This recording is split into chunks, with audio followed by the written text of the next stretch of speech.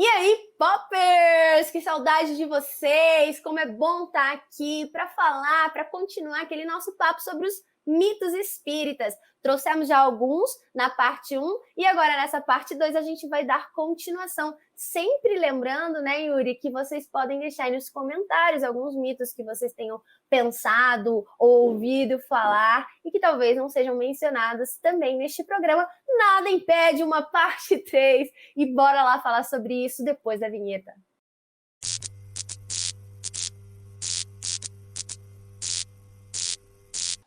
É isso aí, Camila. Então, e aí o próximo mito? Qual é a próxima que a gente vai conversar agora? Então, às vezes a gente chega e pergunta assim, você faz evangelho no lar? E a pessoa, faço, de vez em quando eu leio o evangelho segundo o espiritismo. E a gente meio que, então, como eu posso te dizer isso? Mas não é a mesma coisa. Então é importante a gente deixar isso muito claro. Fazer uma leitura aleatória, esporádica do evangelho segundo o espiritismo é benéfico, é ótimo, que bom. Mas não confundamos com o evangelho no lar. O evangelho no lar é um compromisso com a espiritualidade, vai acontecer no mesmo dia, no mesmo horário, no mínimo, pode ser mais, uma vez por semana. E como é esse compromisso, vem uma equipe espiritual, chega com antecedência na nossa casa, faz toda uma limpeza do ambiente, dos miasmas, fica conosco durante a realização, atende, auxilia irmãos que porventura nos acompanhem, trazem irmãos que precisem ouvir aquele evangelho. Ele precisa ser feito em voz alta, justamente porque espíritos menos evoluídos ainda não conseguem ler o pensamento, a não ser do que está na mesma vibração que eles, que geralmente são pensamentos ruins e não os bons. E a água fluidificada naquele momento, enfim. É totalmente diferente de pegar o Evangelho segundo o Espiritismo e fazer uma leitura. Geralmente a gente faz essa leitura em pensamento, né? A gente não fala em voz alta, a gente não tem talvez não precede de uma prece antes, de uma prece depois, de comentários, porque a gente tece comentários no Evangelho no Lar, depois que a gente lê, aquilo nos faz refletir sobre. E muitas vezes a gente faz essa leitura, tal, aí depois fecha, pode até fazer uma prece, mas por não manter esse compromisso e essa regularidade, não é evangelho no lar. E sabendo dessa diferença agora e reforçando a importância do evangelho no lar, não deixemos de fazer, né, Yuri? Exato. Importantíssima essa ferramenta aí, e como a Camila falou, esse passo a passo é essencial. Faz uma proteção muito abençoada no nosso lar, bem diferente de um estudo só básico, direto, sem só uma leitura do evangelho, com certeza. Então, Camila, o próximo mito que a gente vai conversar aqui é a questão de o espírita muitas vezes não sofrer com desencarne, né? Ocorre ali um falecimento de um amigo, de um parente, e aí o espírita fica em paz. Não, porque eu entendo o processo ali, né, do desencarne, eu sei que tem um mundo espiritual, que ele não morreu, né, um espírito imortal.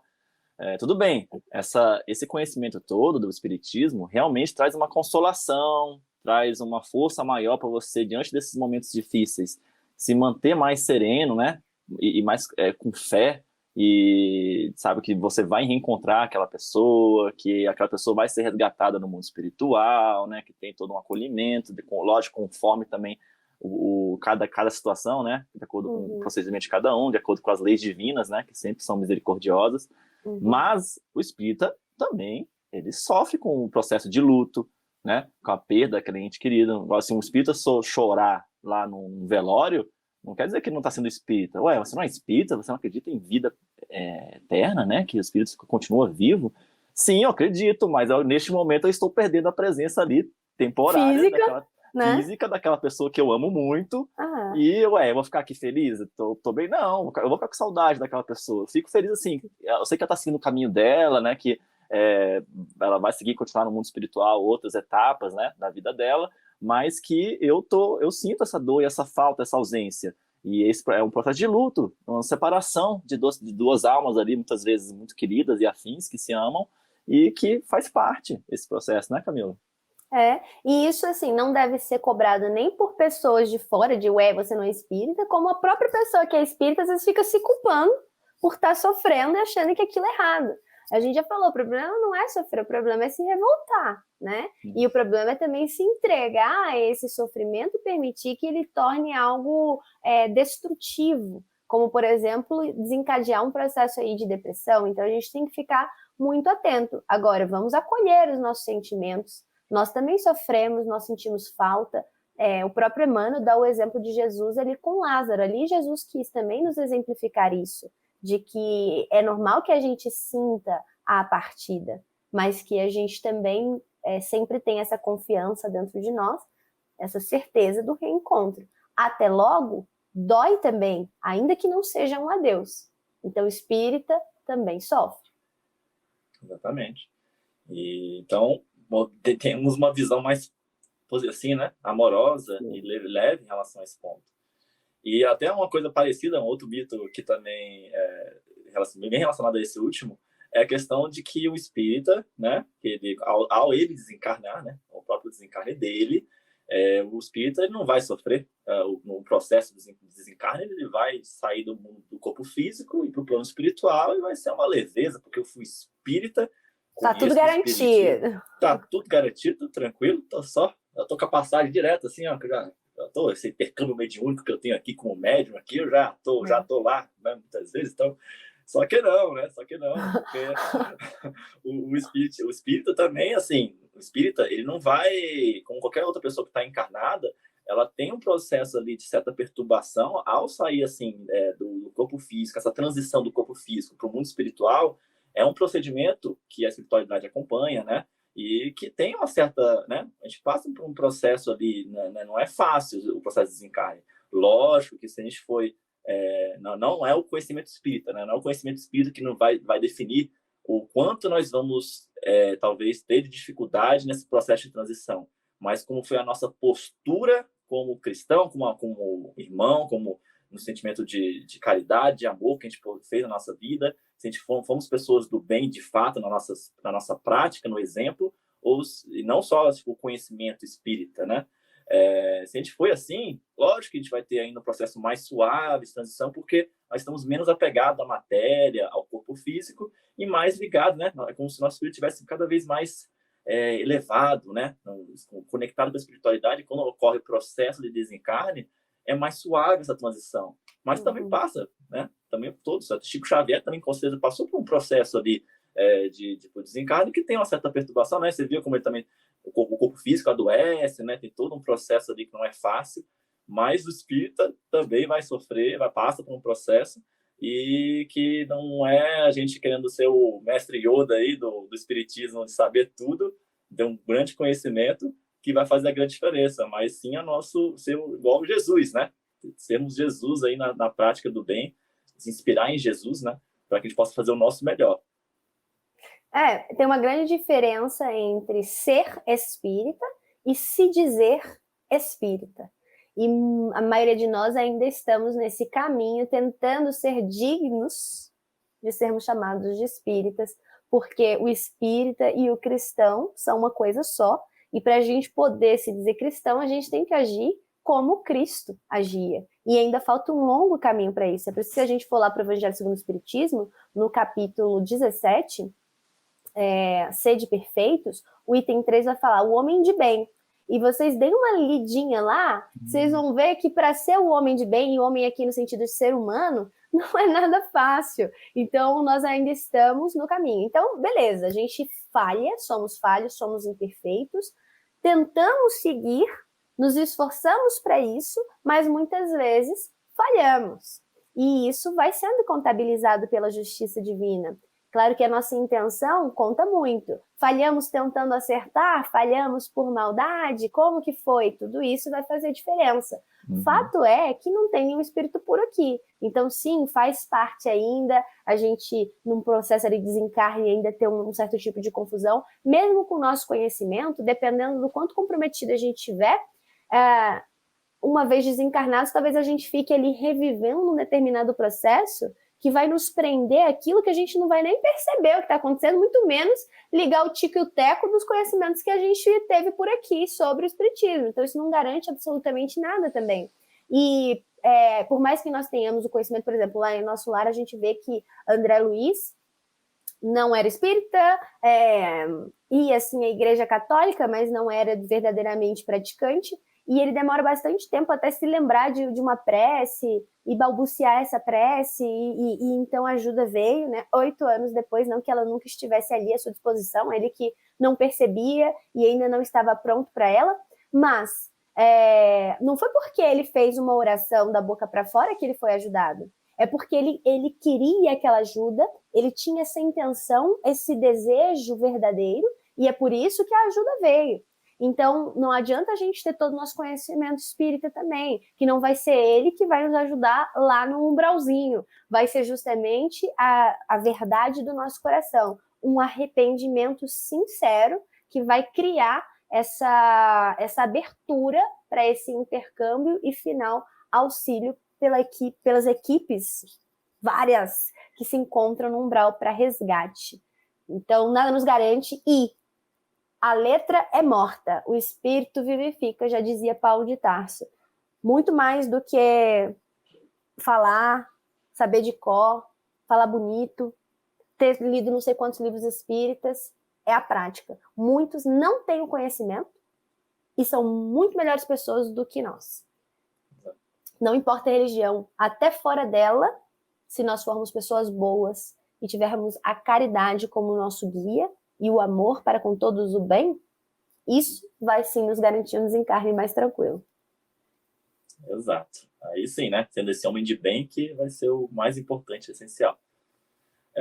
E para encerrar esses mitos aí, espíritas, um também que chama muita atenção quando a gente fala sobre esse ponto, a gente vai abordar de forma breve aqui, é a questão de previsão, né, de datas limites ou datas absolutas sobre certas questões, acontecimentos que vão acontecer.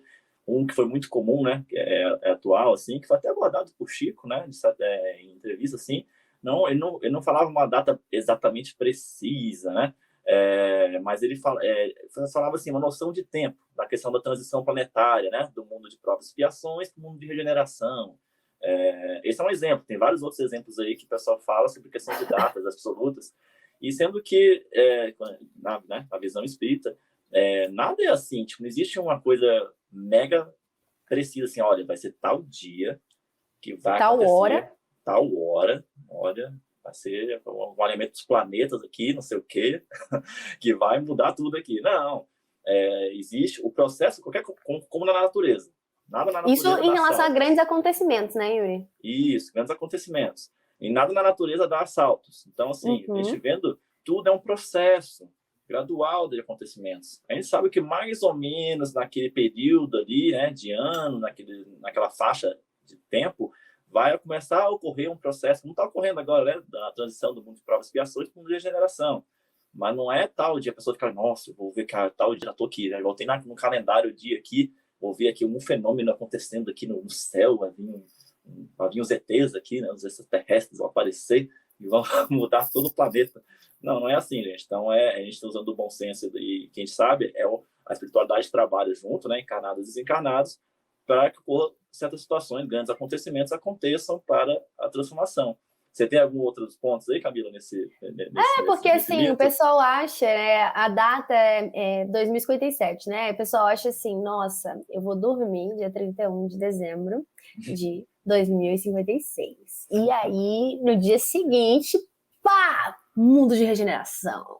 E não é assim, é só a gente olhar para as estações. A gente consegue diferenciar quando uma acaba e quando a outra começa? Elas se interligam entre elas até que começa, por exemplo, o inverno acabar e vir o verão, porque começa a fazer cada vez menos frio até tá um calorzinho e depois um calorzão. Não é brusco assim num dia vai estar 13 graus e no dia seguinte vai estar 45. Não é assim que acontece a transição de estações. Então, a mesma coisa em relação a transições planetárias. Não nos enganemos. Elas são demoradas, respeitam o processo justamente para que seja natural e nada forçado, e para nos dar mais tempo, né? Ainda bem, né? Que não é de uma hora para outra, senão muitos de nós não teríamos tempo suficiente para fazer algumas coisinhas antes. Ainda há tempo, graças a Deus. Então, mais do que a gente se prender a isso, usemos cada dia como se fosse o último, vamos dar o nosso melhor, em busca da nossa melhor versão, tentar se culpar menos e ir mais atrás dos prejuízos. A gente sabe onde o calo aperta, onde a gente erra com mais frequência, vamos trabalhar em cima disso, e não com vistas em datas específicas, mas porque a gente sabe que é o caminho que nos espera, é o que Deus espera de nós, e é o que o nosso espírito anseia e tanto quer dentro desse planejamento reencarnatório, porque o nosso destino é esse, né? É a evolução e essa união cada vez mais forte com o nosso Pai. A gente tem mania de querer esperar milagres, né? Que aconteça uma coisa muito... tipo, as pessoas ficam muito nessa expectativa, né? De um milagre, uma coisa muito forte aconteça e mude todo o cenário, né? Que nós estamos na nossa vida, no planeta, enfim. Então é assim, como a gente bem falou aí, a coisa, tudo é no tempo de Deus e num processo gradual, evolutivo, né? E a mudança fora vai refletir a mudança interna que aconteceu na gente. A gente quer um mundo melhor? Então sejamos pessoas melhores. Quando a maioria de nós formos pessoas melhores, o mundo, então, será melhor. Se a gente não conseguir fazer isso a tempo, seremos convidados a planetas que precisem aí do nosso auxílio para a sua própria evolução ainda mais primitiva. Então, bora, mas sem desesperos, sem medo e confiando. Isso aí. Então, esses foram alguns dos mitos, né, Camila, que a gente trouxe pro pessoal. Lógico, se tiverem outros mitos aí, pessoal, galera, bota aí nos comentários, tá? Que a gente vai respondendo, a gente pode até criar talvez um vídeo bem legal aí sobre outros mitos que podem ser bem polêmicos, a gente possa conversar juntos. Então, foi muito bom, né, Camila? Essas muito bom aprendi demais. muito aí. Espero que vocês tenham gostado. Isso. Então, e até o próximo, até o nosso próximo programa aí, e fique com Deus, queridos. E sempre aí, usando o bom senso e sendo espíritos assim, com a fé raciocinada e sem esses, muitas vezes, respeitando, né, outras crenças também, outras questões, mas observando esses detalhes que a gente trouxe aí dos mitos, né, pra gente não cair em certos boatos aí, coisas, questões, tá bom? Um abraço, queridos. Fiquem com Deus.